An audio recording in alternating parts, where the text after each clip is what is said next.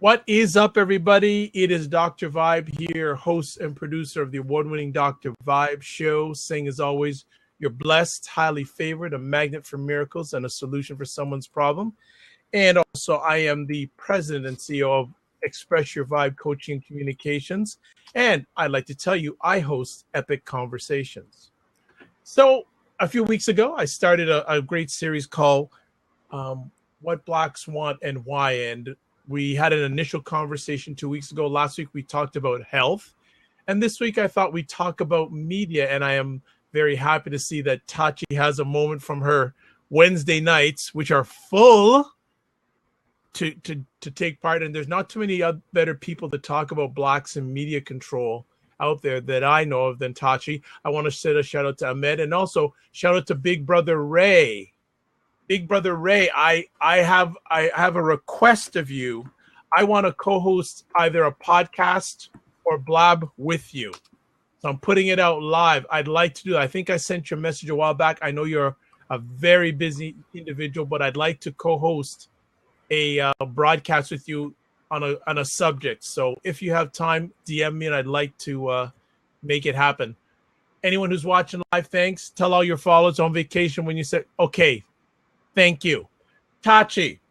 Sir. What is going on? You good? I'm good. I'm good. I'm doing 10 million things right now. And making t-shirts too. We won't go there. But what do you feel the state of media is for Blacks right now?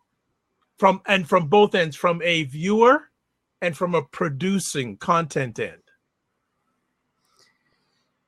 Wow. And that's not so simple of a question. I think it's really multi-segmented when you look at it. So when we look at what we're doing in terms of media, this new media platform stuff, I think that this is the best time ever for producers of color, for Black people who are people of color, but this is the best time ever for Black people to get involved in media, because we don't have to ask permission to create. We can create and then put it on our platform. Then again, of course, it's up to us to promote. But the point is we can do it unapologetically. So I think that's great.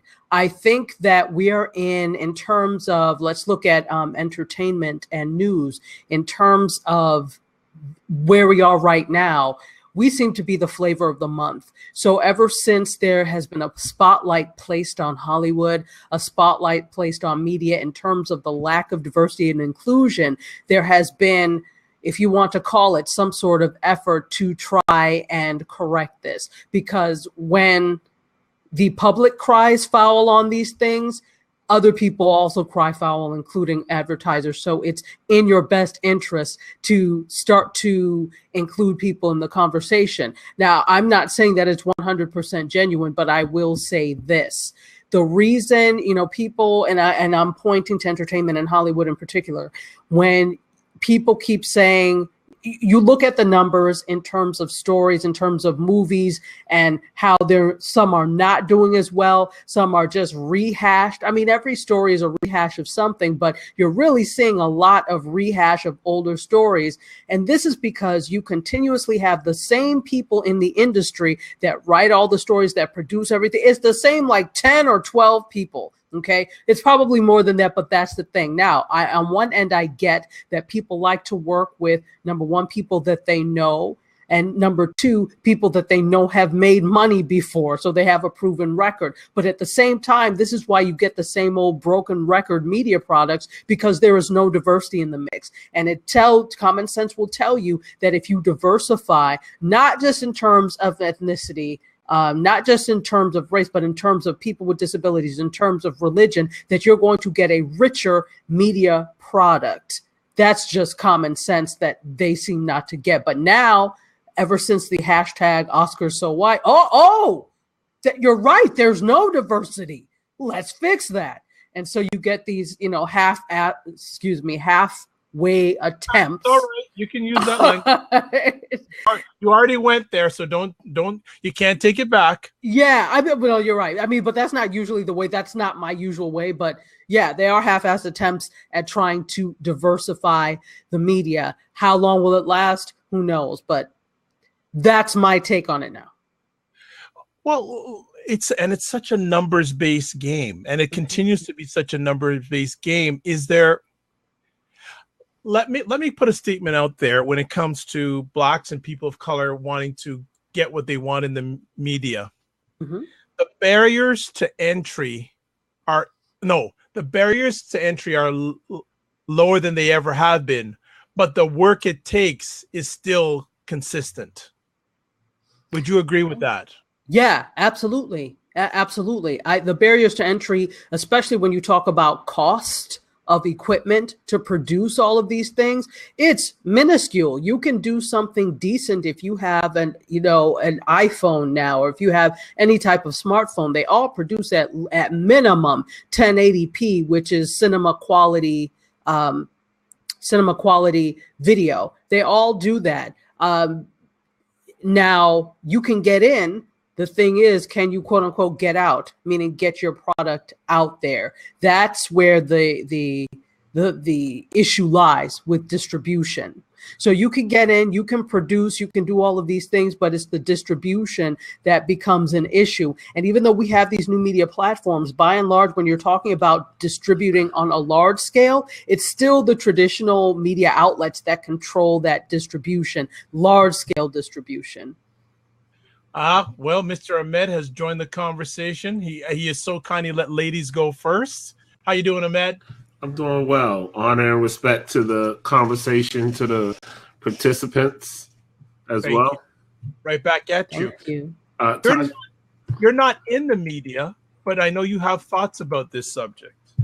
I wanted to see if I could tie together in my mind the intent that I thought you were trying to convey to Tachi, and I wasn't sure whether I'm on the right track or if she veered in a different direction. I think that, and this is a question for you, Tachi, the platforms and the outlets are available, but you still have to have the skill set to be able to tell an effective story, as well as deliver it in a manner that is clear and concise. That's a question. Yes.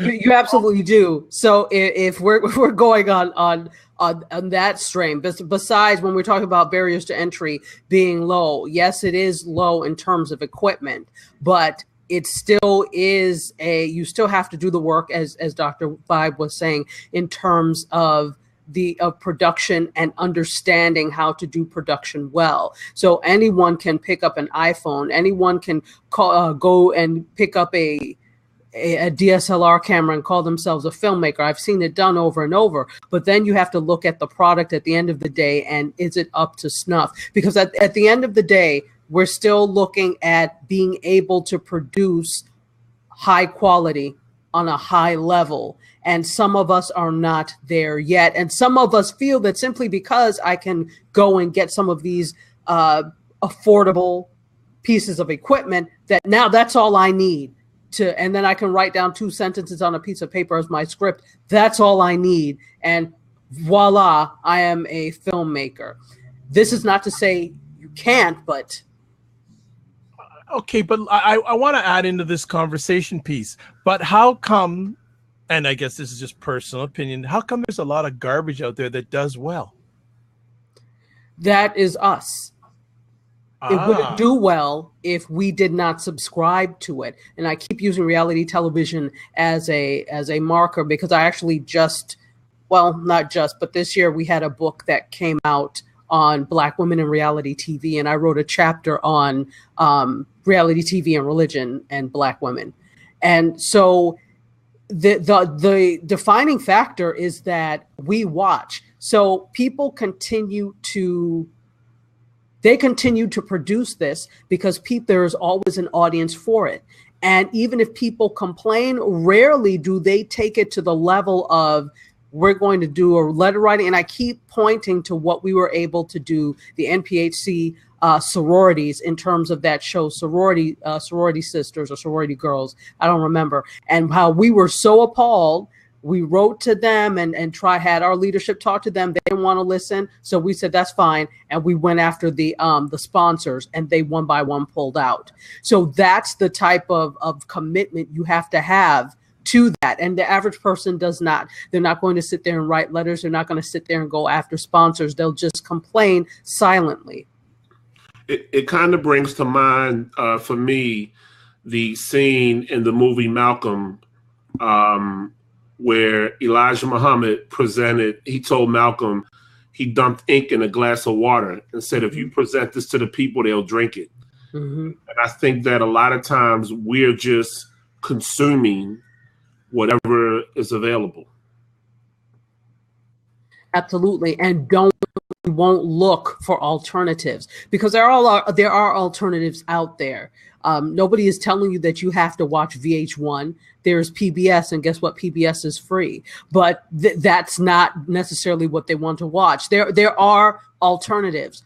You just have to look for the alternatives. And if you don't see what you want, then you need to demand and create those things instead of either complaining or just falling. And guess what? I'm not denigrating those things necessarily, because I think they have their place. There are people who behave like that. It's not a lie. There are people who absolutely behave in a ratchet manner. The problem is we don't have a counter narrative, or enough of a counter narrative that will show the other side of who we are. And that's the problem. When that becomes all that we are, it's problematic, because then others view us only as that. And particularly, even more disturbing, markets overseas view us as that. And that is the only way that they know people of color or Black people, often through the media, if they don't have large populations there. And that's who we become to people around the world. And why is that such a big deal? It is a big deal because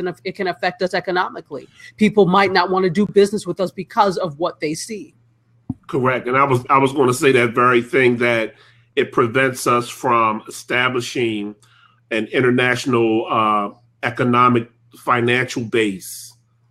I mean, that is, in my opinion, one of the ways that you get up and out is by going international. When home base isn't working well, then we have to go international to other markets. But if those markets see us as jigaboos, then they won't want to do business with us. Exactly. And not respectable, and going against what the morals and societal values are in their society. They're not going to want to, because now you've got this image of us of being, unrespectable individuals. And for a lot of cultures, respect and respectability is a huge thing. And if we don't mesh with that concept, why would they do business with us? Right. So, there's a question. Ray's podcast has a question. Wanted to ask Tatiana about the Shonda Rhimes effect. How has Shonda's influence at ABC impacted the images of African Americans in the media? Oh, that's a really good question. That's a really good question. I think, if I may answer first, I think that this actually has had a number of interesting effects. So number one, you have the effect of, not from the character's point of view, but from the point of view of a Black woman creating in Hollywood, and not just creating, has 4 shows on simultaneously. When has that ever happened? So that has it has a good effect, because it shows people that we can do it, that we can do the work, that we have the ideas, that we have creativity, that our stories are universal, that they're not just quote unquote Black stories or quote unquote minority stories, that they touch everyone, and that it can absolutely work. That's proof there. And not only that, and that they have longevity, because look at Grey's Anatomy. Grey's has been on for several seasons at this point. So it has a good effect in that sense, the fact that we have longevity and that we can do the work, and we are capable of producing high quality content for mainstream television. On the other side of that, it has it's had an effect in terms of looking at, so I'm thinking specifically of Kerry Washington's character, Olivia Pope, and the on one side that she's strong, that she's a Black woman, and that she's doing incredible things and basically controls Washington. But on the other side, there are a lot of people, especially Black scholars, who focus on her as being the president's mistress, and that is what Black women are looked at as, and how could this character be that way? How could you write such a character? And so I'll tell you how I look at it. That type of character exists in all ethnicities, and it exists in Black women. And what troubles me is, and they also point to the fact that she's the mistress for a white man. And that I understand is problematic because of history. But it also says something about how people feel about Black women in general and as characters on television, that we are so unlovable that nobody else could possibly want us. So how is it possible that a white man would want her? That is another message that is being sent. So it's and people don't think about it that way. But if you sit down and you deconstruct it, where we have been told, and when you see us paired on television, generally it's with someone else who's Black, which is great because it shows strength in Black families, etc. However, there tends to be complaints when you see Black women paired with people, men of other races, or in this, whatever, or women of other races. You see, it tends to be problematic. So why is that such a problem? But we don't see a problem so much when it's the other way around in the mainstream sense. It's interesting you mentioned that. And just before I continue, I just want to shout out to some people. Roger Castle, thanks for jumping in. Junior, thank you for jumping in. And thanks, Abella, for coming back in again. I'm based here in Canada, in Toronto. And one of the things I'm seeing more and more commercial-wise is interracial couples in advertising, on TV, especially on television. Does that deter or it help what Black Swan in the media? Oh, actually, before we go to that, I want to get to my audience. Roger is asking, at what point does it become oversensitive, though? Is it not possible that a story was simply a president has a mistress and it has nothing to do with Black or white? No,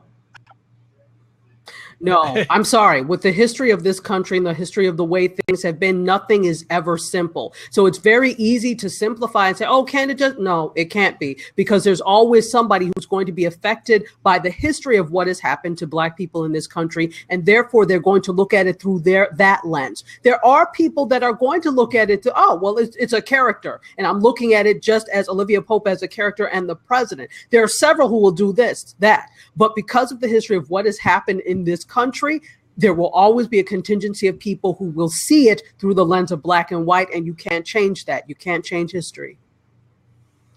Yeah, and I think that for some people it gets deeply personal when they see that, that interracial couple, especially if it's a white man and a Black woman. Because it's seen as him dominating her. But I think that one of the reasons that Africans have been displaced throughout the globe is for that very reason, that African women have been desired, so much by so many different cultures that those women of those cultures generally have a huge problem with it.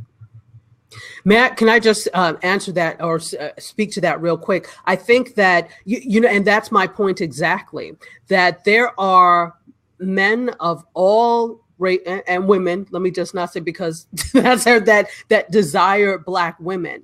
But when it's put in the under the guise of, well, they only want you because they fetishize you, And I'm like, well, damn, am I that chopped liver that nobody else will want? Are we that terrible? That's where that feeling kind of comes from. And it's absolutely not true. There are people that absolutely fetishize both Black men and Black women and Latina for that, and Latino men for that, because there's, considered to be hot and fiery and blah, blah, and there's that fetishizing of us. But there is the end where it's just pure, this is what I'm attracted to. But it's so unbelievable. And I get it. It's because of the history that is so unbelievable. But at some point, we have to start to move beyond that, I think.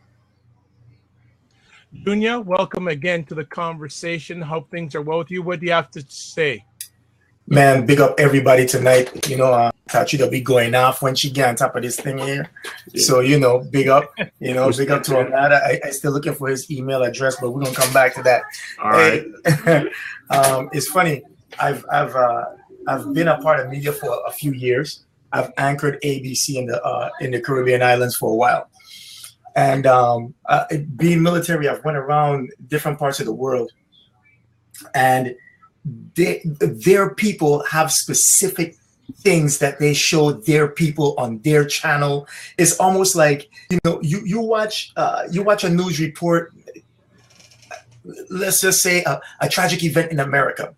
When you see that from the Mexican channel, or you see that from the Saudi Arabian channel, it's almost like black and white.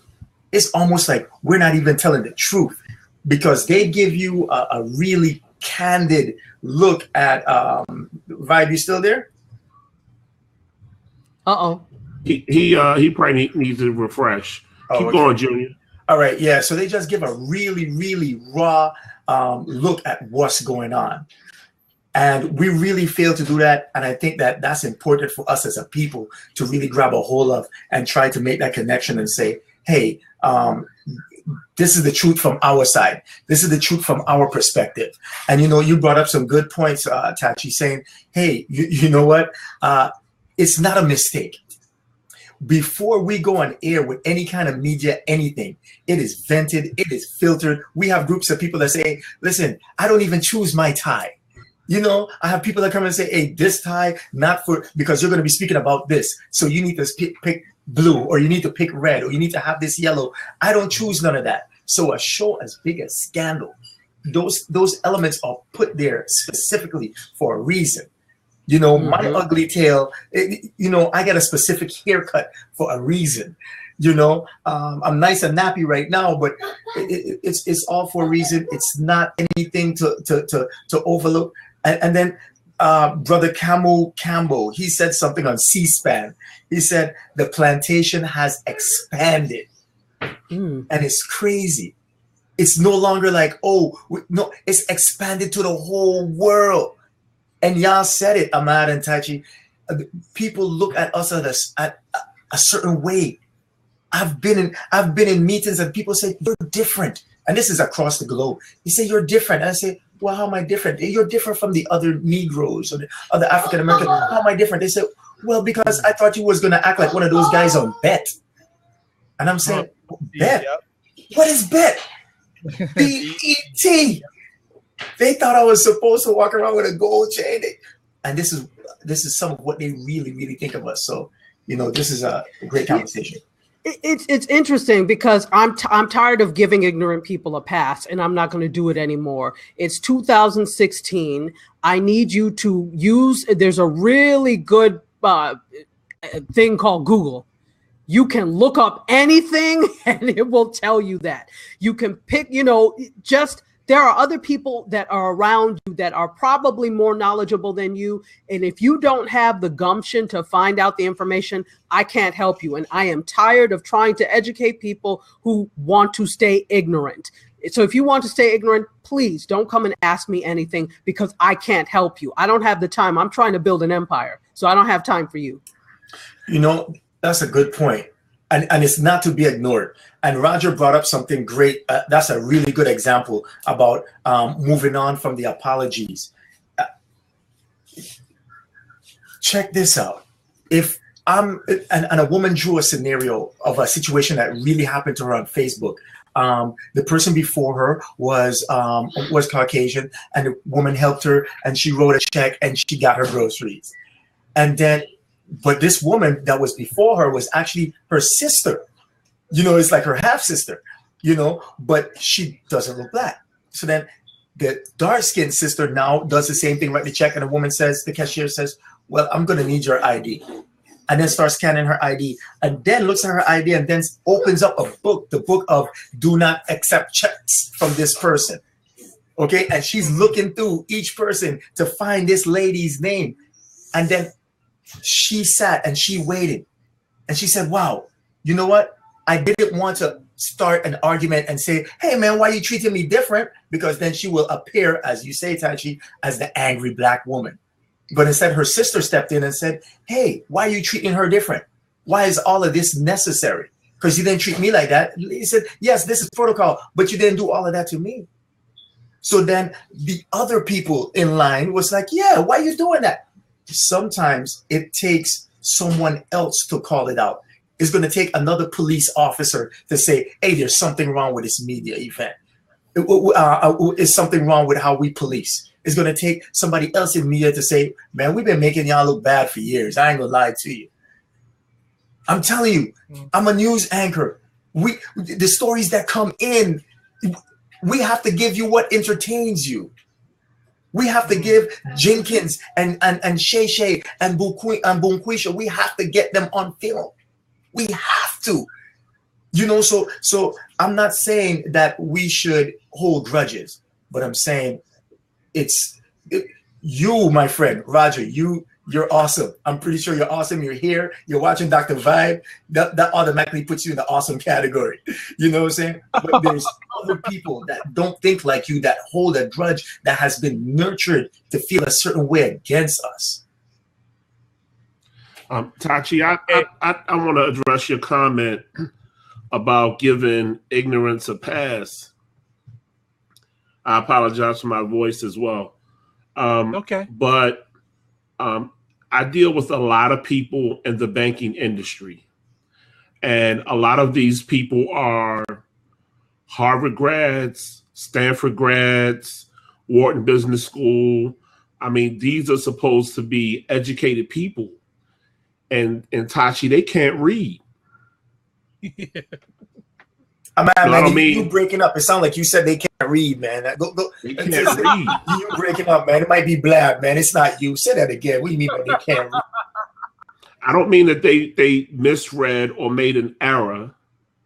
They cannot read. As we just say in the island. Salty penis. What are you talking about? Can you guys hear me? Can you guys hear me? Yeah, they can't read. I think we lost Tachi. I hope Tachi you come back in. We lost her for a bit, but I'll let you finish your point on that, and then I got to bring up some other things also here when it comes to stereotypes of blacks in film. So I was just saying that, you know, I mean, I definitely agree with her about giving it a pass, but at the same time, it's so deep and widespread from the rooter to the tutor. You know, I mean, what are you going to do?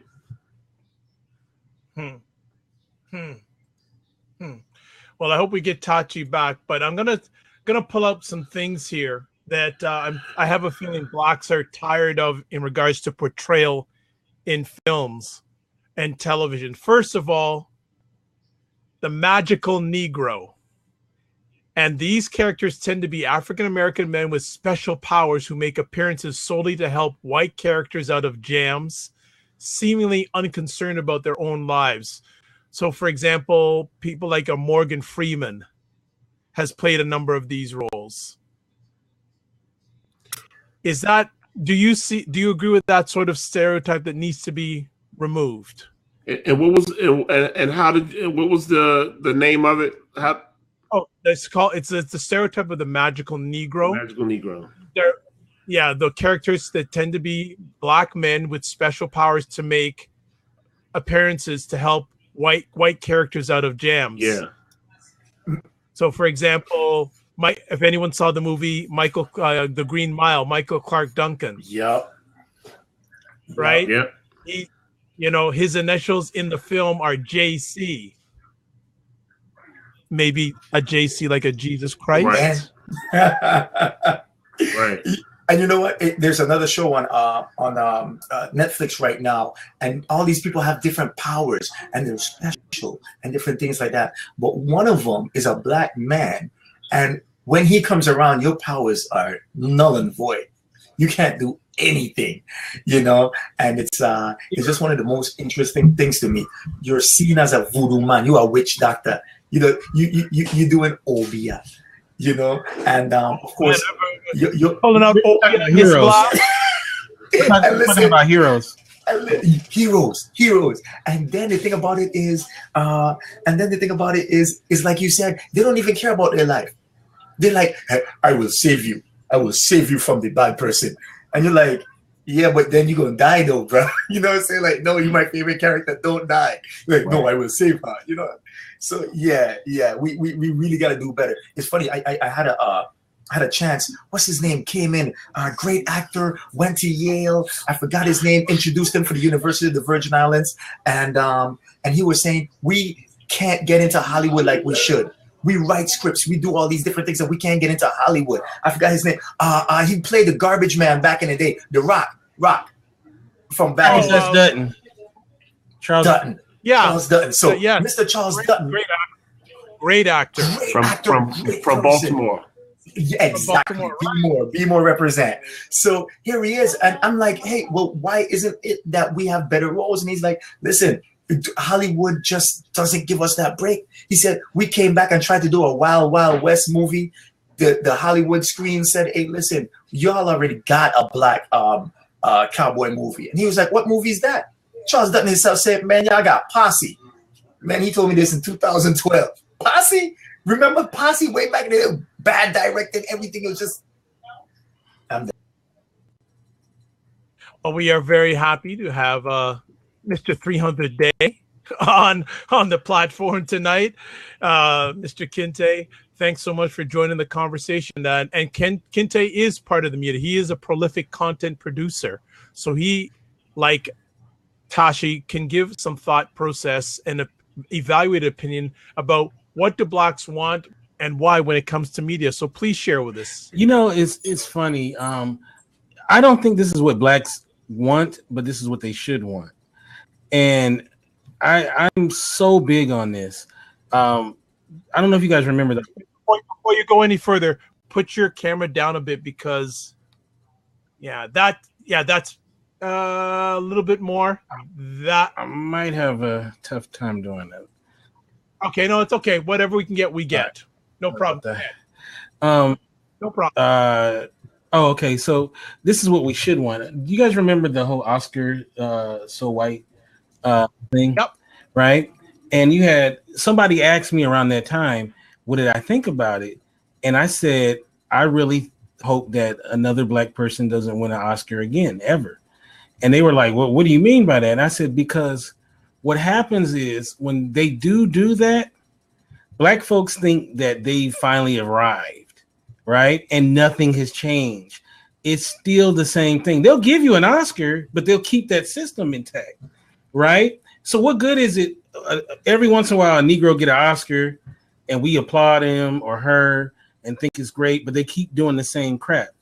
What black folks need to do is they need to stop looking for mainstream approval. It's only good if, the system says that it's good. We need to build our own institutions. We need to build our own, we need to stop crying. It was pathetic. People that I respect a lot were crying about they don't give us any awards. Who cares about an Oscar? Like, I'd rather be able to green light my own pictures than them giving me some stupid award that means nothing. And if you think about it, most black folks that win an Oscar, their career goes downhill after they get it. I mean, you list it. They're one after, and what are they winning for? That's the kind of crap we're fighting to keep, so we can keep getting awards for playing prostitutes and maids and butlers and and all that kind of stuff and crooked cops and stuff. So what I think we should want is our own thing. Like, I'm not a big fan of Tyler Perry, but I'll say this about Tyler Perry is, you know, he's proof of he bet on himself. He was forced to bet on himself, right? He was trying to give it away to them, you know, in the beginning, and they didn't want to touch it. So he had to invest his money, take the risk, and now he's worth, you know, $500 million, if not more, because he bet on himself. And now they're fighting over. They're like fighting over each other to try to get at it what he's built, right?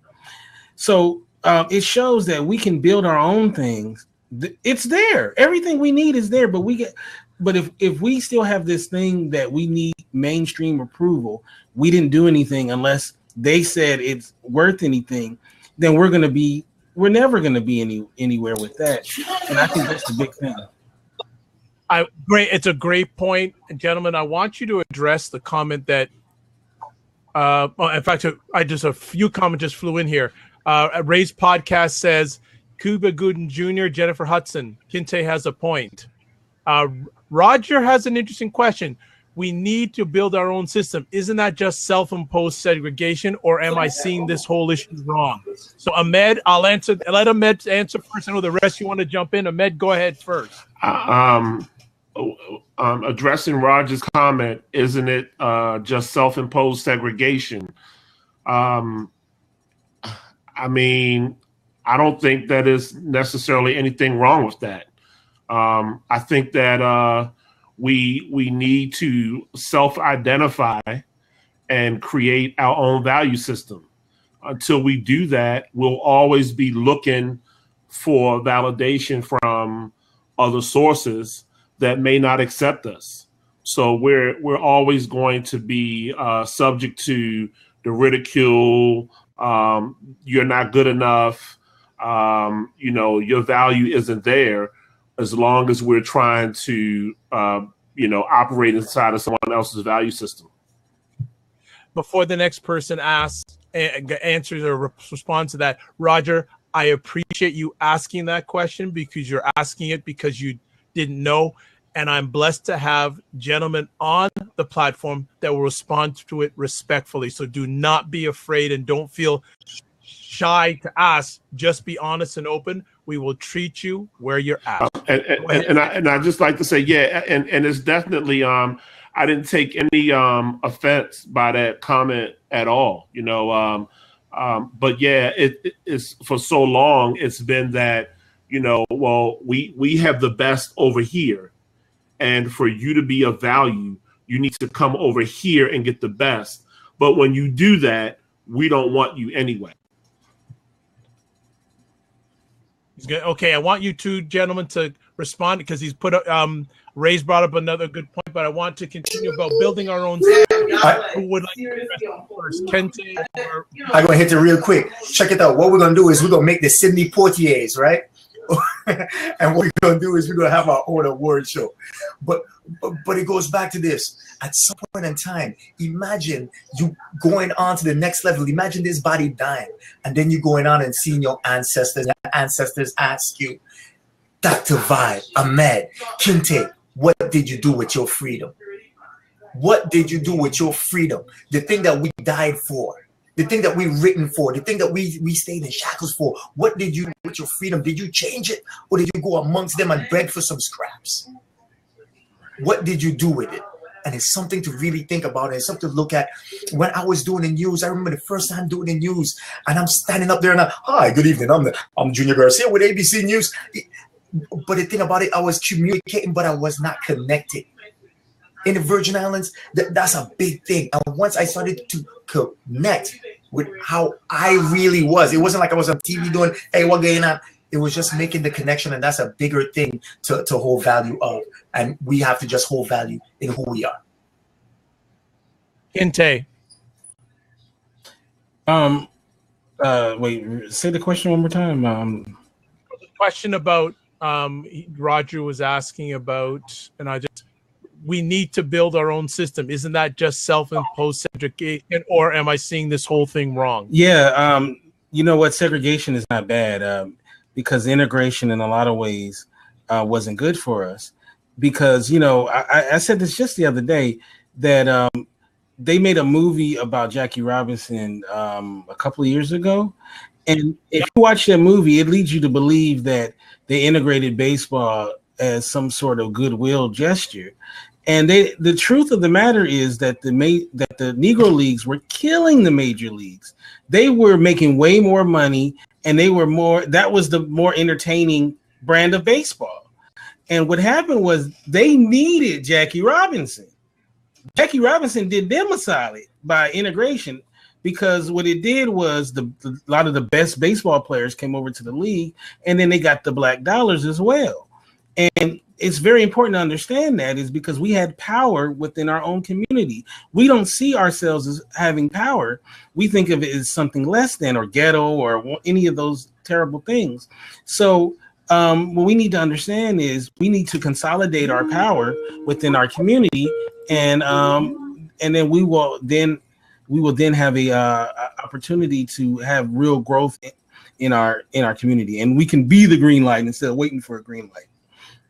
And I'd like to just say, and I never, you know, in segregation, I don't think is the issue, or I don't think is the problem. I think the problem is when you say, I can't go over here.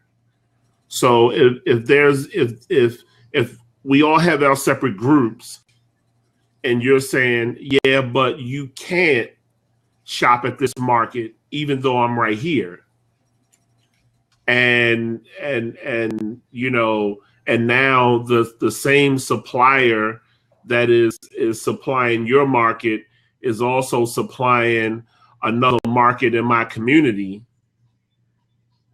Now I may have to address that supplier and say, hey, look, they are practicing discriminatory tactics. So I just think that segregation is not the issue. I think that it's a problem when a person is stopped or prevented from participating. Tachi, you are back. Kinte occupied your seat. If you want to jump in, please do. He's gone to answer the front door. So if you want to jump in and come back, I had some really good conversational thoughts since you left. But again, we'd love to have you back, because I believe out of all the people in the room, you are our expert and authority on this one. So we appreciate anything you have to share. Gentlemen, let me go back to some of them. And it's funny because we still got this stereotype thing. Other of the stereotypes in TV and film, I'm reading from here, is Black best friend. And what's meant by this is, here's a comment from a television executive, Rose Catherine Pickney, told the Los Angeles Times that there's a long tradition of Black best friends in Hollywood. Quote, historically, people of color have had to play nurturing, rational caretakers of white lead characters, and studios are not willing to reverse that role. Anyone have a comment on that? I can read a little bit more. Like magical Negroes, Black best friends appear not to have much going on in their lives, but turn up exactly at the right moment to coach white characters through life.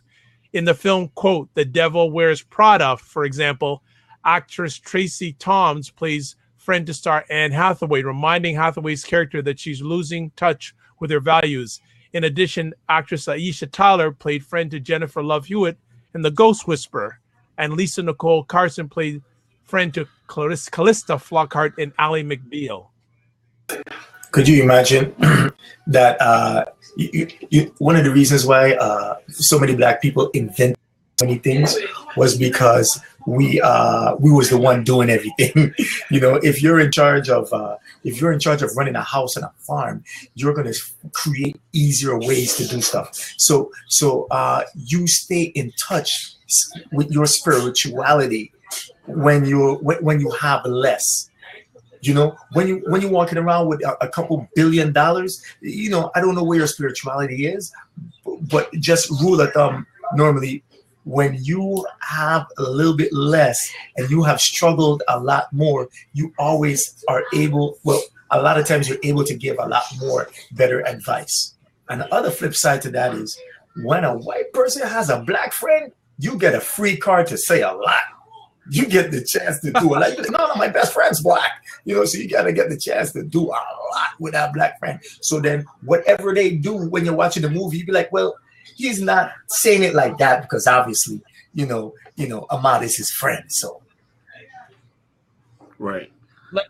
Tachi, did you get a chance for me to, when you hear me read about that stereotype of blacks in TV and film, the best friend?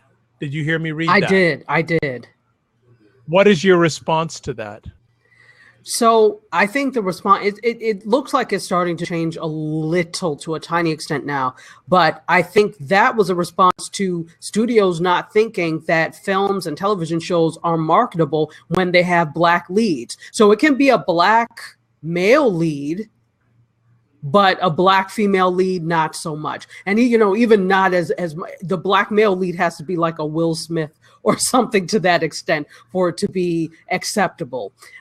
So that I think that's a response to that. So, well, you can be the best friend, and then that way you've still got representation in that film because they're the best friend, but they were not or black women have not been viewed as marketable as a lead. And a lot of what they think often is, well, this won't do well overseas if we have black leads or a black lead. That's also the thing. So it boils down to a money decision, but the money decision is based off of stereotypical notions. Okay, before Junior, you don't have to jump out. Kinte, if you want to come back in, just message on the side, and Junior or Ahmed will jump. So just tell me if you want to jump out, and we can get one of them to jump out. So I won't ask them to leave until you want to come back in. If you want to come back in, I want to spend a few moments. So we'll go a little bit all around in this conversation. Why aren't we seeing more content being pushed out or amalgamation? Because people, when I share within this conversation piece saying, okay, why can't some of these high-level entertainers combine and get stuff out there? Now, Tasha, you said, and you bring up an interesting point, is it again a distribution thing? Is it again, or why can't they work more together? I know that Oprah and Tyler Perry work together, but I don't hear a lot of amalgamation on the other side of the camera. Why is that an issue? Yeah, it definitely is an issue. I that's a bigger thing than I think what I necessarily know how to cover. I know that we say this all the time. It's like, well, why can't X, Y, Z? And it seems so simple. But if it were 100% simple, it would be done already. So I think part of the thing is this. Number one, I think we assume that Black Hollywood has more money than Black Hollywood actually does. When you look at the average Black person in Hollywood, whether it's behind the camera, in front of the camera, above the line or below the line, we are thinking that they're all making millions, and they're not. They're not. So when you're making six figures, which for an average person is a lot of money, but not for somebody that lives in a state as expensive as California and has a house and all of these other things and all these other expenses, and you're making maybe 1/10 of what your white counterparts are making, but you're still trying to live that same lifestyle, that's problematic. That may be on you, but then you have to think about, when you are famous, there are certain places that you just can't live. You have to have a certain amount of security. You have to do a certain amount of things. So I think our assumption is that Black Hollywood or Black media has all this money, and in actuality, that may not necessarily be the case. That's the Tyler Perrys and the Oprahs, but how many Black people in entertainment are at that level?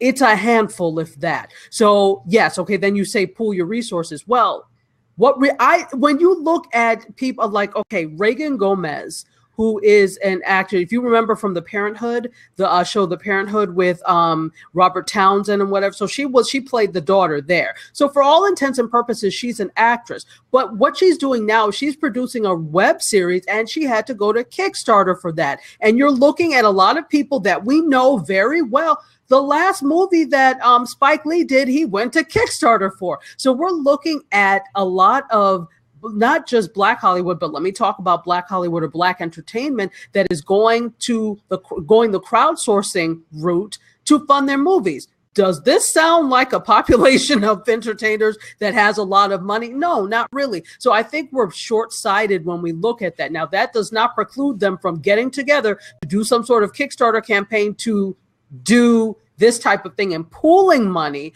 But at the same time, I think we also think they have more money than they actually do. I haven't heard that perspective. That's a very interesting.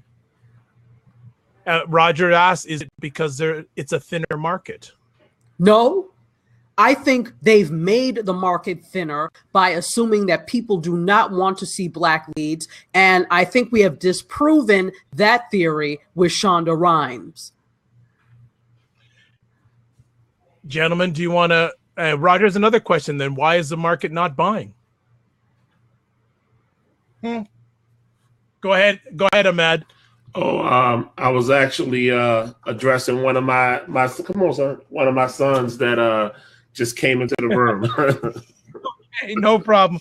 So why do you, is it a right assumption that with all three of you, is the market not buying? And if that's the case, why do you feel the market's not buying? And that's also for the people in the audience too. I think it's a good question, a really good question. And I don't know. we buy. I think it's completely a misnomer to say we don't buy. And who the artiste says, yeah, we have $1 trillion in spending. And we look, all you have to say is somebody Black is in the movie, we will flock and wait in line to support. So it's not a question of us not supporting. It's a question of films and television shows being marketed as for Black people, for this, it's the way they market it. If you market it as, okay, let's look at Empire. Empire, whether you love it or hate it, has tremendous power. In fact, they call this thing the Empire effect. It's not just Black people watching Empire. Everybody watches it. Why? Because it's a family story about family building an empire. Not a Black family building an empire. They just happen to be Black. They are building an empire, and everybody can relate to issues within family, whether it's the same or different. Everybody can relate. And this is how they have marketed it. They did not market it to, quote unquote, a hip hop audience or an audience. They marketed it very generally, but knowing that they were going to have a lot of people that enjoyed hip hop, etc. in that. But it flies. It's one of the biggest rated shows on Fox. So if this is the case, this points to the fact, and the same thing with Shonda Rhimes and How to Get Away with Murder and Scandal. It follows that it is not being marketed in a way that's very general. They're being marketed as like they used to do with the race films. That's right. That's what the problem is. It's marketing. People like a good story, regardless of who's in it, unless you happen to be a Klansman. Then you might care. and you know what? It's funny that you say that. I remember watching. I had a roommate from Argentina, and his name was Luigi, and he said, "Hey, Junior, you have to watch this movie." And the whole movie was in Spanish, and my Spanish wasn't that good, but the movie was awesome. Say that to say this. When a package like that come across my desk for the evening news, I'm telling you right now, it's different packages that come. And it's like, okay, we're not going to talk about that one. We're not going to talk about this one. We really decide how we're going to push these different things. We really decide, okay, well, you know what? This sounds like it's going to be great. Let's push this. Or you say, you know what, this movie, a few people might be upset. This looks like it might rub people the wrong way. Don't push the new roots. Don't push the new roots. You know, it's really by design how these things are pushed. You know, and like you said, when Will Smith is in a movie, I've seen Will Smith in 1 or 2 whack movies, but it got pushed. You know what I'm saying? It's really how we are able to market it, utilizing all avenues of the media. And I don't see that happening for everything. And unfortunately, like we said earlier, it gets labeled really quick. Okay, I'm gonna get Leon in just a moment, but I have a question for all three of you then. In order for Black media properties to be successful, do they also have to get a share of the non-Black audience? Because you gave the example of Empire. And again, it's not just appealing to a Black audience. So what are each one of your thoughts about Black media properties needing, is it important for them to get the buy-in from the non-Black audience? Shall I go first? Yes, ma'am. Absolutely. Go ahead. Not necessarily, because you can point to Tyler Perry. Before anybody approached him, Black people were going to his stage plays, watching his films before he ever got any attention from any of these other mainstream established production. Lionsgate. Say again? Lionsgate. Right, Lionsgate, and exactly. So before Lionsgate ever said, "Hi, Tyler," he was doing his thing. So it was not dependent on the dollars of others for his success. I think the difference is with when it's coming out of, for example, it's emanating from a Lionsgate and it's starting at that point. If you don't market it in such a way that it has appeal to everyone, because you're talking about a mainstream thing, not from grassroots, you're talking from top down, then it definitely does have an effect that you want to, it doesn't have to necessarily be appealing to everybody to be successful. No.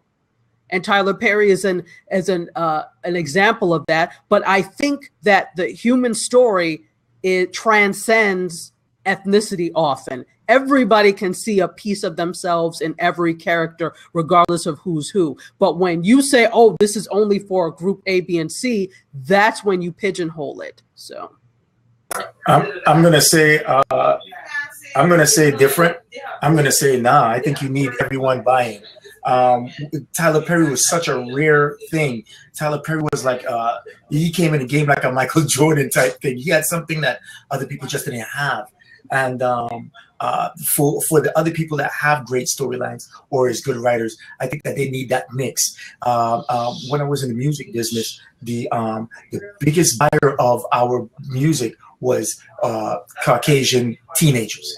You know, they purchased the heck out of the albums. Most of the Tyler Perry movies that I saw was on bootleg.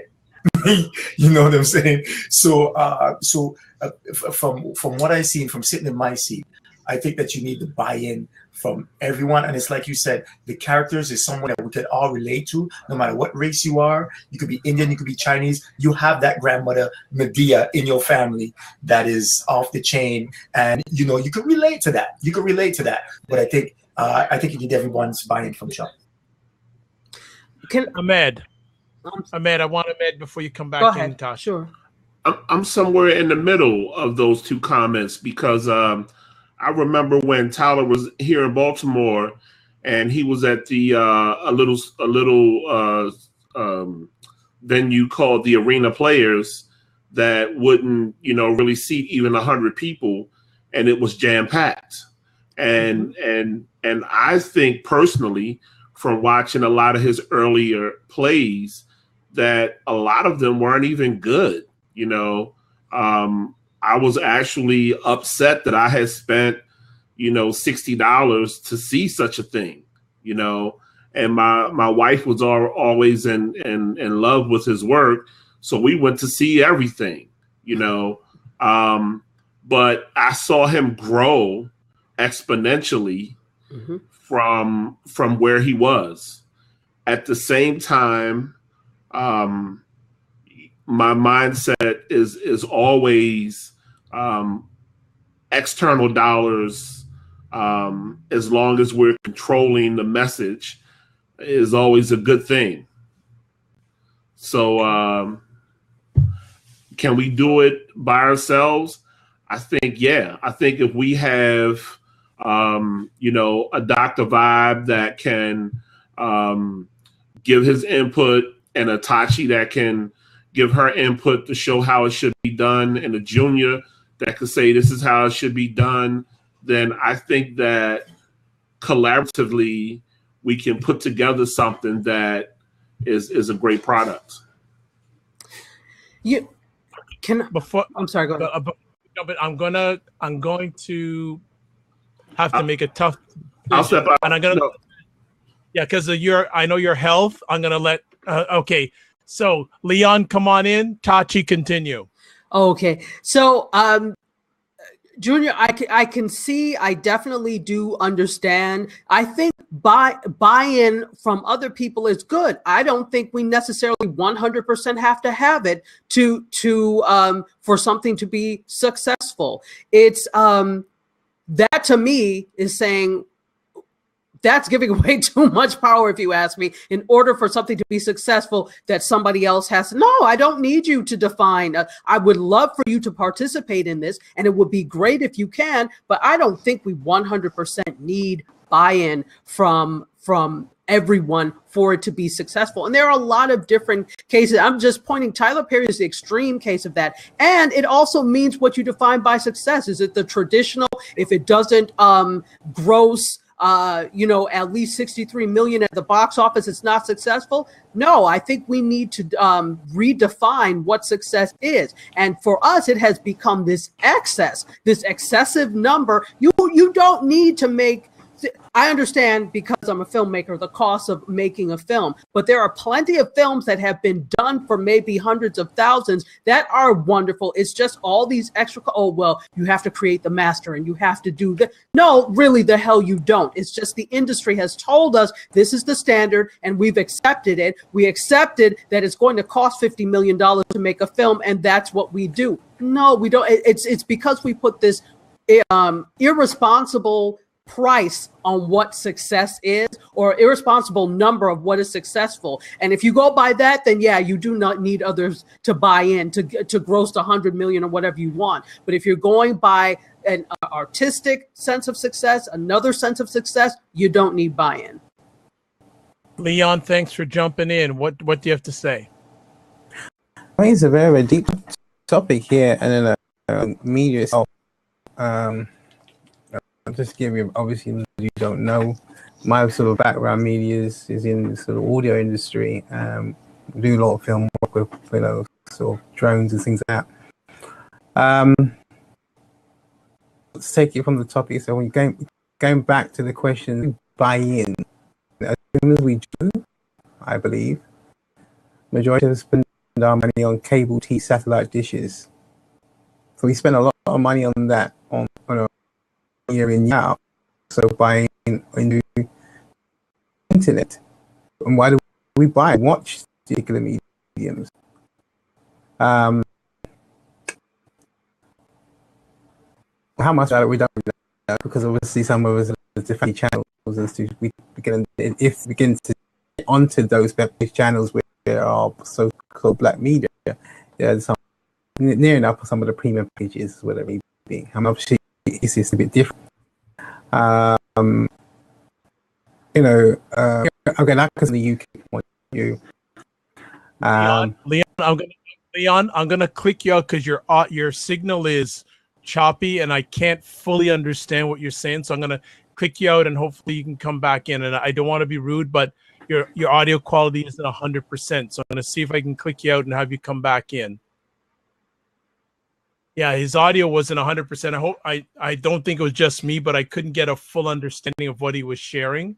So I'm going to go to Roger, who's the man of the hour tonight, asking, okay, let me ask you this. Is there such a thing as being too white to appeal to you? I'm trying to get at the dynamic of a film being too black to appeal to whites.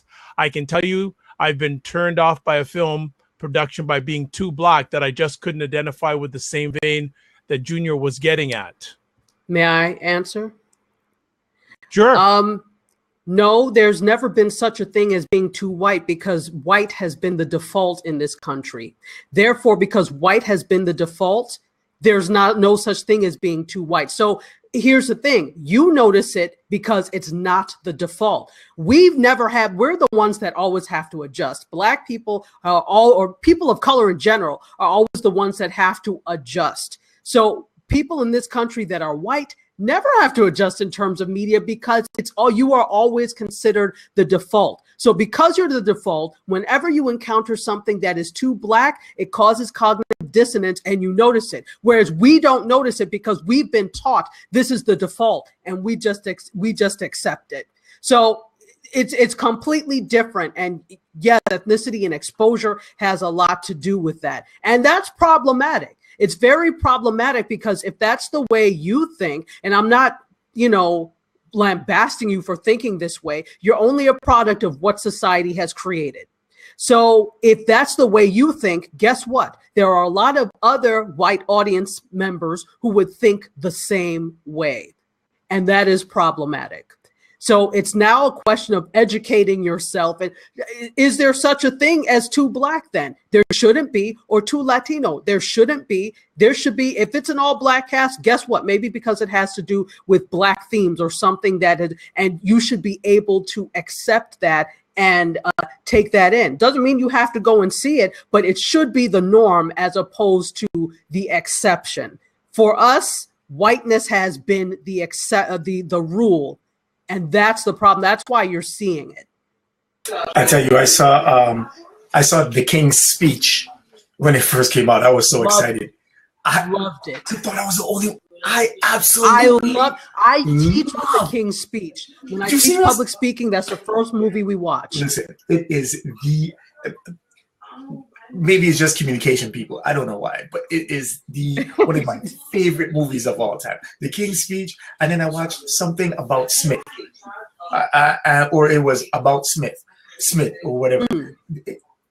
Outstanding movies, and I don't remember ever seeing a Black person in the movie, but I still love the movie, and I would say, "Oh, that movie." And it's funny because if I go to a conference, they will say, "Oh, the Black anchor." They don't say the anchor. They say the Black anchor.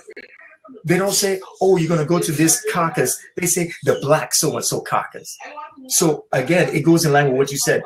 We have created a base of where the base is white and anything else is different. Oh, you go to college? No, I don't go to college. I go to an HBCU. It's, yeah.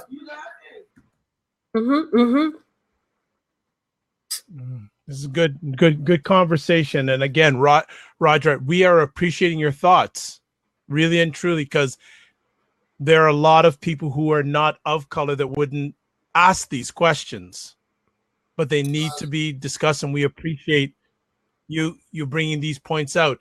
What is up, Sam? Hope all is good. I hope you're not driving. Sam is always driving when he's watching my podcast. And you know what? You know what else is cool is that Roger coming up with these questions, and I don't think any of us would have even thought about, that perspective, to even answer the questions that he's asking. So it's just really, really great to have him ask. Well, and Roger, I appreciate your comments saying you love watching my show, and I just recently moved to a town with good internet to view more. Well, thank you. Wow, you moved just because of Dr. Vibe? That's awesome. No, Tachi, stop your noise. Stop your noise, Tachi. It's Wednesday night. I'll let you away with it, but no other night of the week. Okay, Tachi? I'm tired. I just did 2 broadcasts. I'm not in my right mind. Oh, good. Well, Sam, good. It's glad you're not driving this time. Let me see if here's another 2 or 3 areas that Blacks want to see change in media.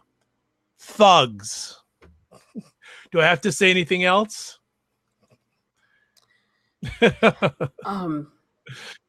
I would not say change.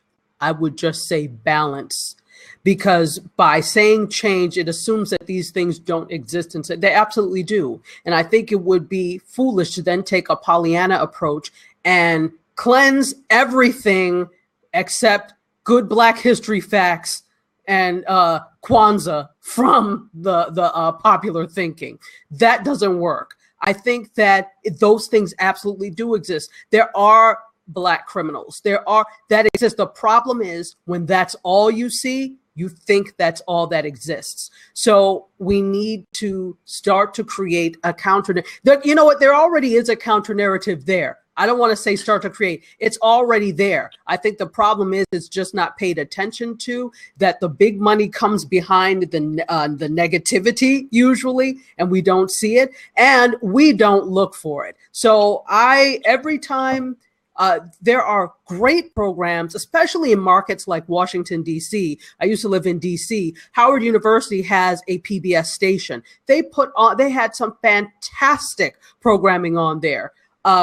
Now, DC is a little bit of a different market where you've got the very high level of educated Black people that are going to watch those types of programs. But then when you go to some other places, some other cities that don't have a high level of college educated Black people, are they going to watch those same things? They should want to, you would think, but they're not going to.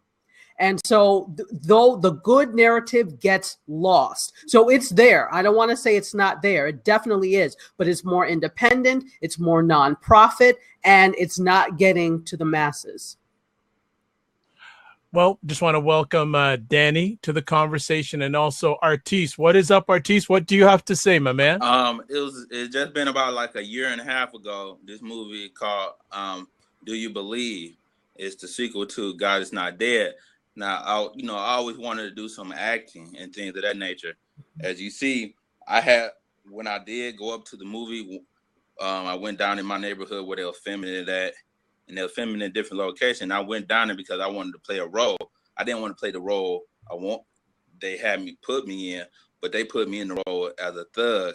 And I think that was unfair, but I said, well, I got to start somewhere. And I have a little small part. It was an extra part, but they put me in as a. I was like, okay, but I went ahead and did it. And I think that brings up a very interesting point on when it comes to either being on either side of the camera. How much should a person compromise? You want to go first, Junior, or? Yeah, I'll be real quick. Man, I be running. I run like heck. I run like nobody's business. We have a role, and you can do this, and you can do that. And I look at it, I read it, and I say, "Nah, man, I can't do it. I just can't do it. I won't be able to do it." And it's because when I was younger, I took a lot of crazy roles. Like, it wasn't. I'm not homophobic or anything like that, but it's just one of those things where it's like, hey, listen, I'm not gonna kiss a guy. You want me to kiss a guy in a movie? I'm just not gonna do it.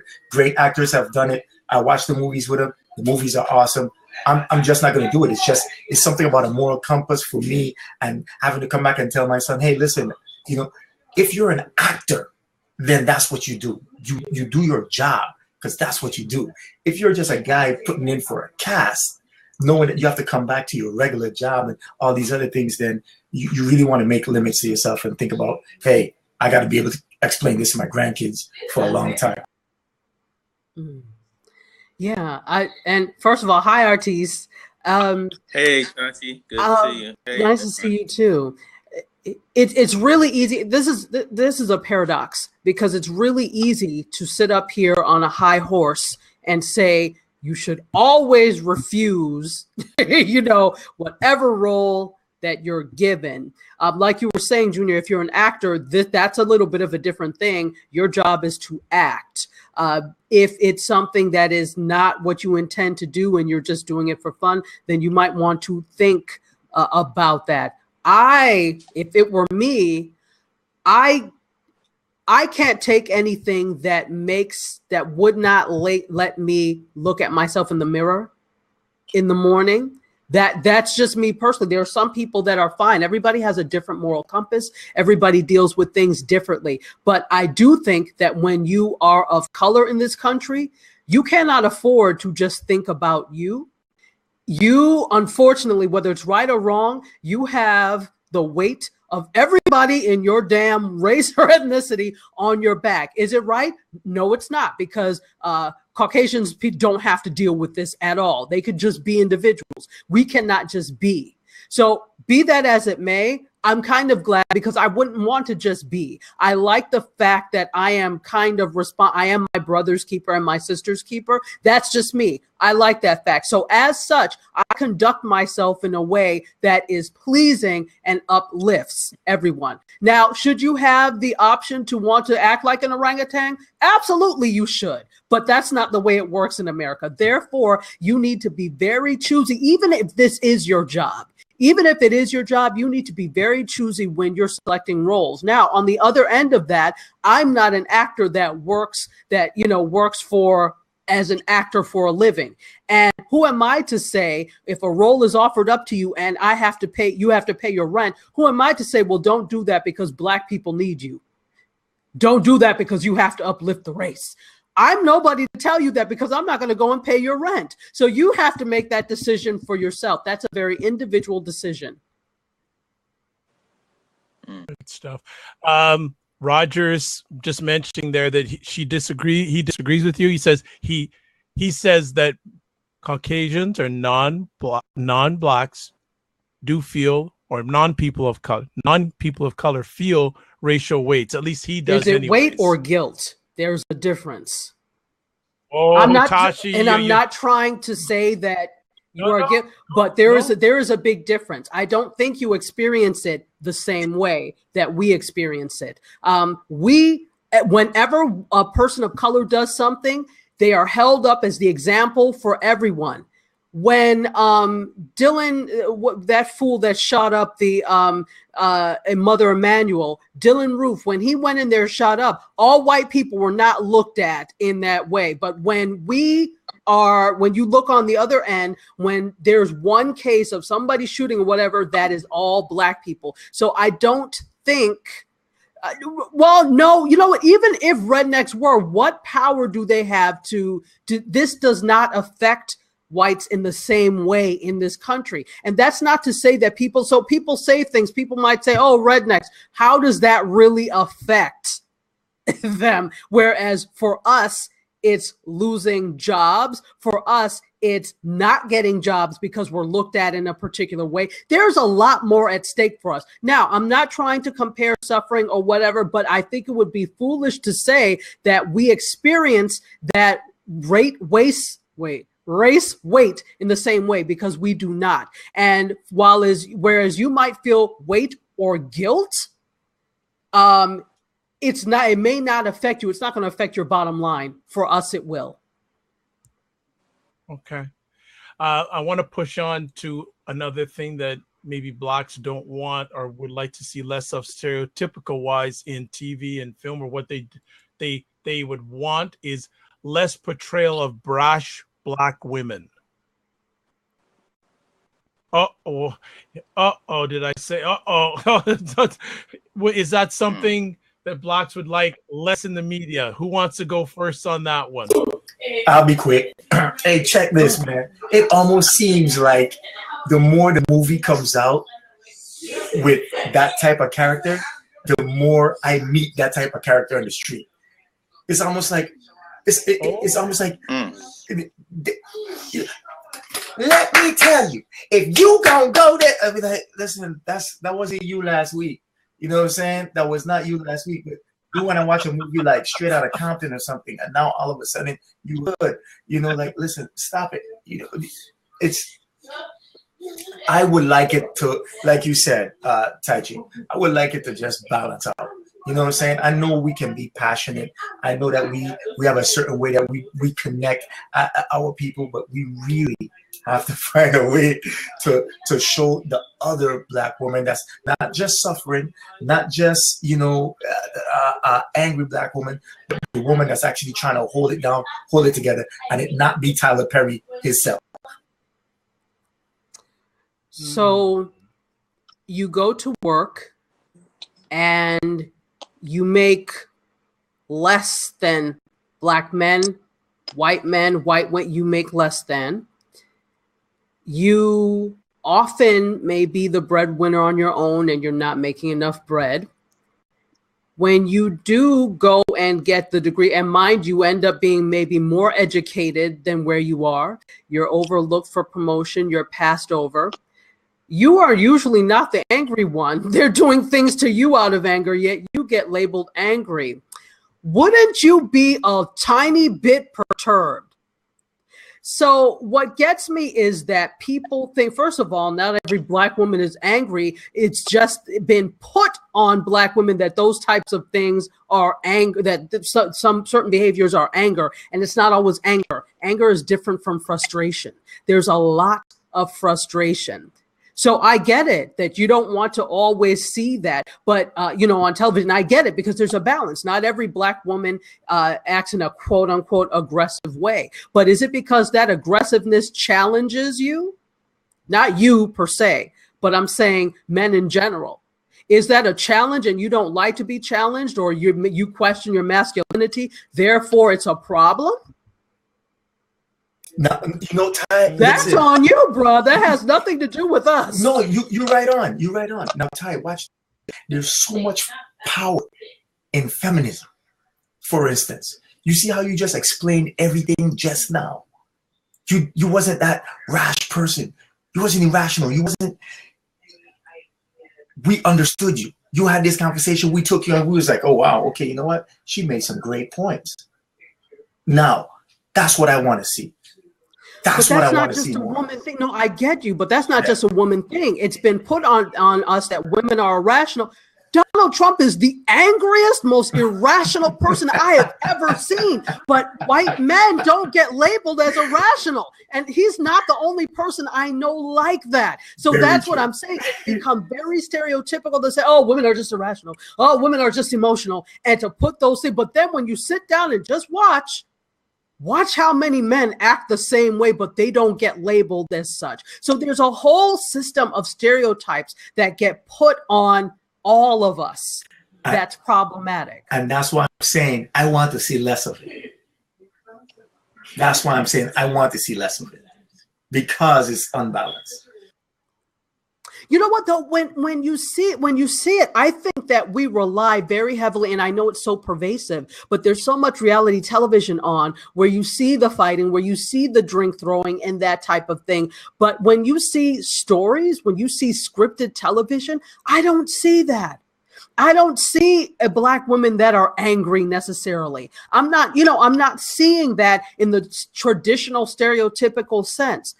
Olivia Pope is not angry. I think she's firm and she doesn't take mess, but you see the softness of her. You see the vulnerability in her. You see that, so I think if we're pointing to reality television of stereotypical behavior, if you take that out of the equation, how many other angry Black women do you see on television? And let's take it. So you're also a journalist. When you look at the news, do you see angry Black women journalists? No, not really. Unless you challenge them and then they stand up for themselves and, oh, she's angry. No, you're angry.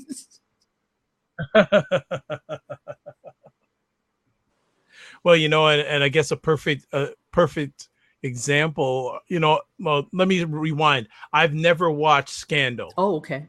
I've never watched it because it's predictable. it's just very predictable. I think someone made a point here about I think it was Leon, we need more directors. How can that and I agree with the point. How can we get that to happen? Or is it do we need more directors on major platforms? I'm sure there's enough directors out there. It just do we need them on them? Here's a question. Why don't people like Spike Lee and John Singleton get more opportunities? Well, compared to a Tyler Perry who gets more opportunities than a John Singleton. I'm just suggesting a path here. You guys can take it where you want, but I noticed that a Tyler Perry gets more opportunities than a Spike Lee and a John Singleton. Oh, their time has passed. I disagree with that. Like I could say, reason why probably Tyler Perry get more of a chance because he's putting on a dress and putting on lipstick, and it's kind of feminizing the black man, like saying we not no threat. I like Tyler Perry. That's not no blow to him, but that's what they did to what's his name, comedian. What's his name? Dave Chappelle tried to put a skirt on him, Eddie Murphy, so they could make more money. So that's what I think. Well, you can't feminize someone who I think when you're an actor, you're being an actor. I think because of the history of Black men being emasculated in this, not just in this country, but in general, that there's a particular way that people feel when they are putting on a dress. They feel like, oh, okay, a further thing to emasculate us. But I don't always see that as the case. I think sometimes we overanalyze and we're too academic about things. In some ways, yes, that may be the case. But I think these people are comedians, they're actors, they see life and they act it out. And if that means doing it as what is the problem with that? I don't necessarily see a problem with it, but that's me. And I have a very different experience than a Black male does. So I can't speak from the Black male perspective. You said, Dr. Vibe, your original thing is we need more directors, or why are like a Singleton and a Lee? Bill, I think why we need more directors. We need more, do Blacks, we need to see more people of color behind the camera, not in front of the camera. You know what? I don't think that sometimes people know that is an option.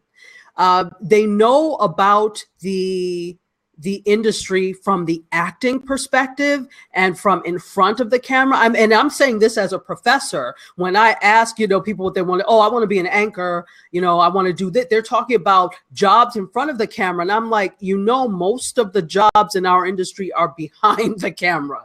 It's a small amount of people who are actually in front of the camera. So I don't know that, and we're not doing a good job of conveying this in colleges.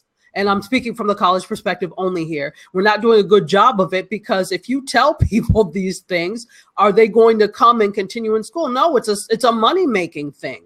It absolutely is. I've watched how we behave in the academy and how we've gotten state funding cut from state schools, etc. So you're trying to find other ways to make money, and it's through bringing students into your program. So sometimes I look and I'm like, you're not 100% honest. They shouldn't be in this program, and we'll sit there and say nothing. So I think that they're not being 100% honest or giving students all the information that they need in order to make an informed decision. I don't think that sometimes they know that this is an option unless you're in a program like a director's program or something to that effect. And so so many of the people we see, we go with what we see, and what you see is the actor and them on television, and that's how you know how to get into the industry. So I think we have to do a better job of saying, all right, these are the jobs behind the camera that are equally as important, that are actually in some cases more important because they run things.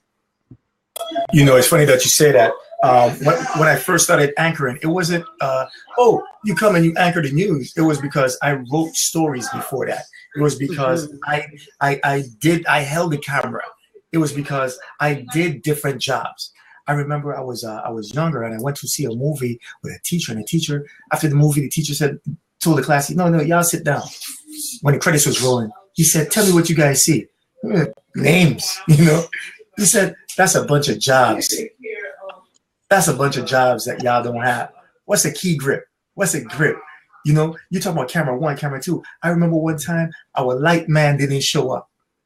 Let me tell you something. That's it. There's nothing going down if the light man ain't there. There's nothing going down in video if your sound is bad. Video don't mean anything if your sound is bad, corrupted, messed up, ambient sound, it's done. It's a done deal. So you're right. We're not doing a good job of saying that this is an option. And that's why shows like, what's the guy, Everybody Hates Chris, where his dad is an everyday dad, where he has an everyday job. He's not an empire. Those are things that we want to look at. how the wife is. Those are things that we want to look at. How that family is dysfunctional, but it's no different from ours. You know, we saw the Brady's and we thinking, oh, it's supposed to be this kind of way, but it's really not. It's really you function throughout the dysfunction, you know, and it's really overlooked. And you said it best. So I think it's one of those things where you say there's more jobs than just damn acting, and it's probably more jobs than just directed, because producers or a lot of times the director don't even know what the heck he's doing. It's his wingman that's calling a lot of the shots. You know what I'm saying? So it's jobs out there. Excellent. Artis, anything you want to add? I was gonna say, I think the two black directors, those are great actors, and they deserve more spotlight than what they get now. You know, and you know those important roles as how to say his name. I don't want to mess his name up. June. I just say that. And Junior. I've been behind the camera before, and those are very important jobs.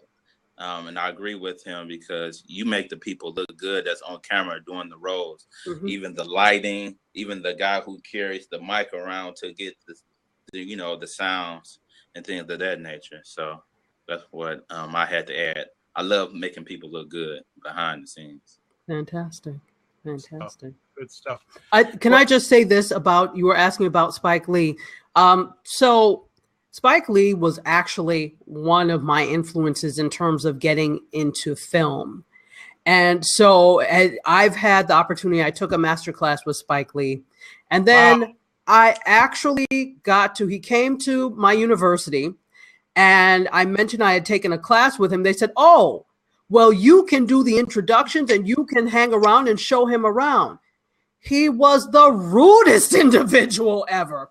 And if that same attitude carries over into how he works with people, that could be part of the problem. So it's not, part of the thing is to, people are afraid of things about race. People are afraid of stories that deal with those types of themes, but it also is in how you deal with people.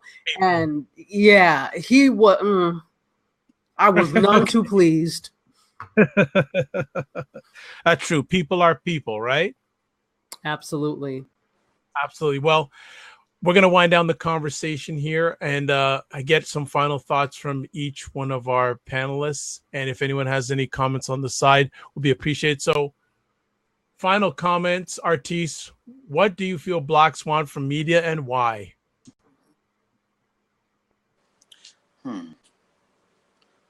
They want to see more of us on the camera in different roles, far as not just on camera, but like as directors, as cameramen, as mic, and all those different type of positions, and all kind of sorts of media, as far as these commercials as well, seeing more of us in commercials and things of that nature.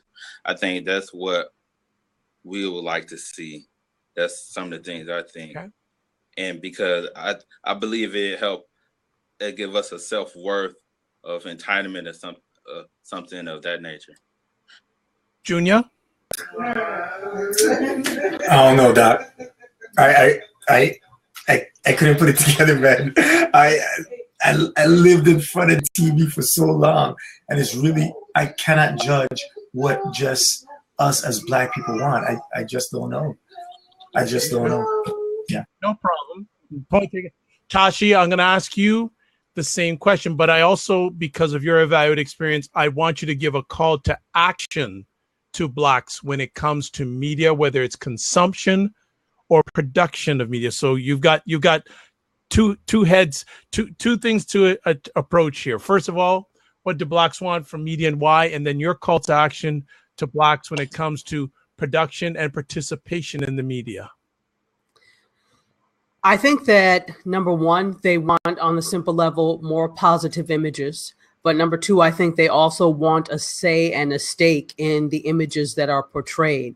So saying that, what we need to do, what it call in terms of a call to action, is number one, learn and understand the craft of making media.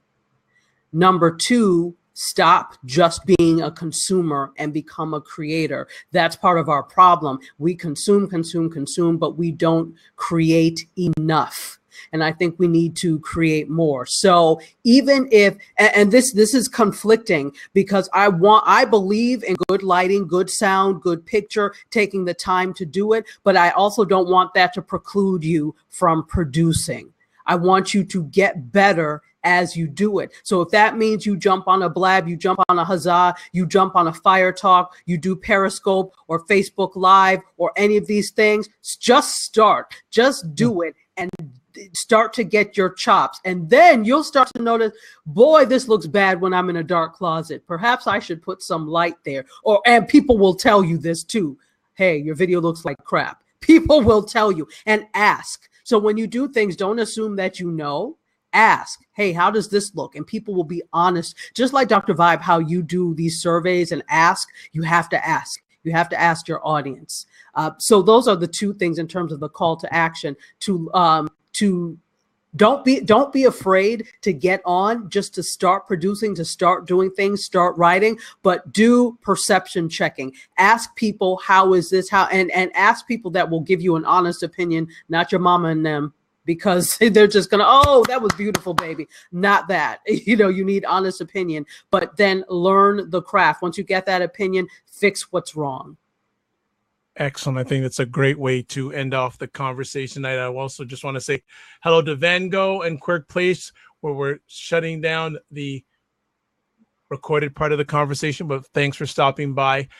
I think it's just very important. And I think Tashi said a very important point. Just start. Just start, and you'll find out if it's for you or not by what other people tell you, not what you think. It's but what other people tell you.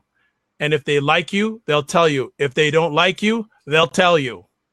So, so what I'm going to end, I will say one thing before we shut off the recording. I'd like to say thank you to everyone who stopped by on the conversation, either live or pre-recorded.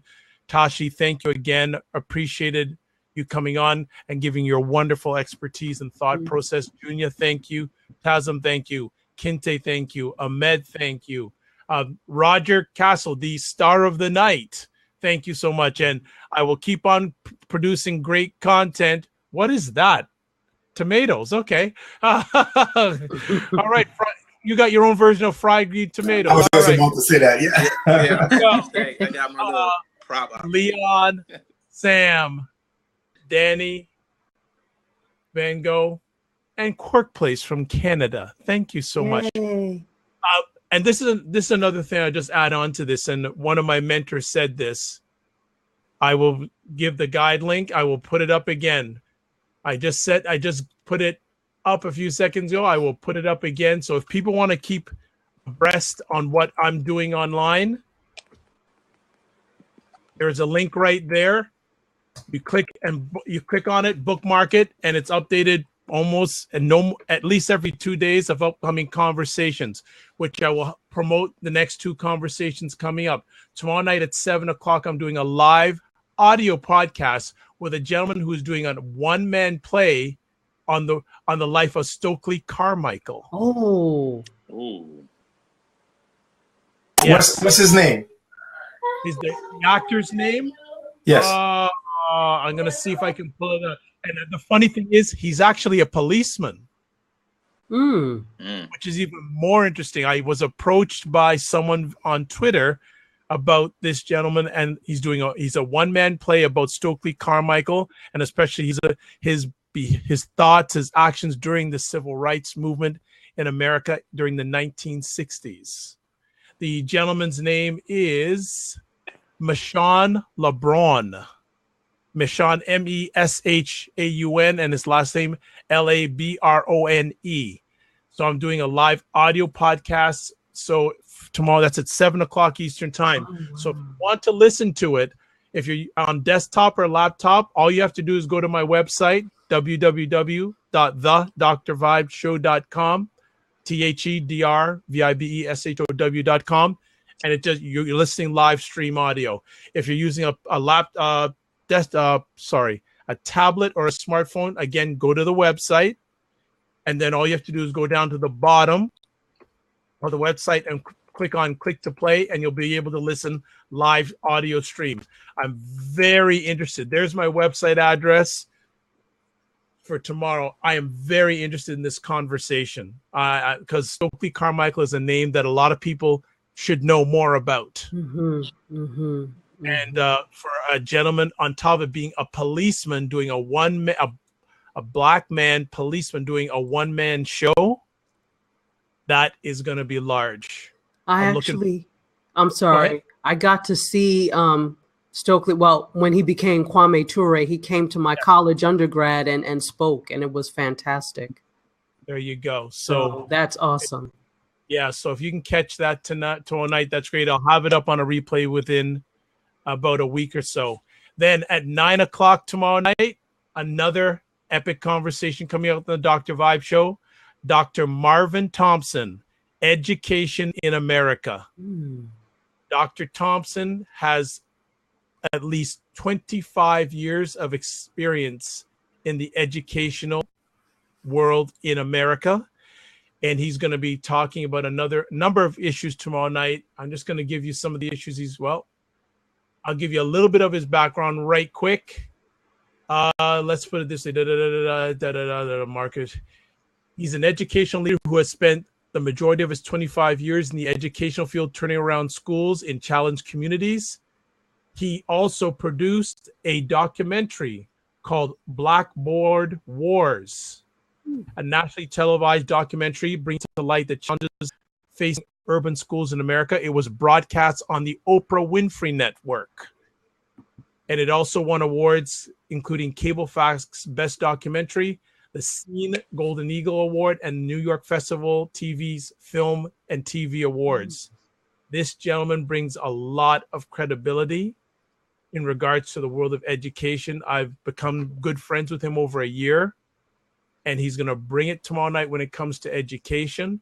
And he wants to talk about education in at least 4 different areas. The current state of education, private versus public schools, charter schools. He has experience in all areas. The achievement gap, diversity, and teacher empowerment. So yes, Dr. T is the man. And that is on Blab tomorrow night at 9 p.m. And Van he told me the other day when he came on my men's, he had about an hour and a half conversation with Dr. T, and it blew his mind.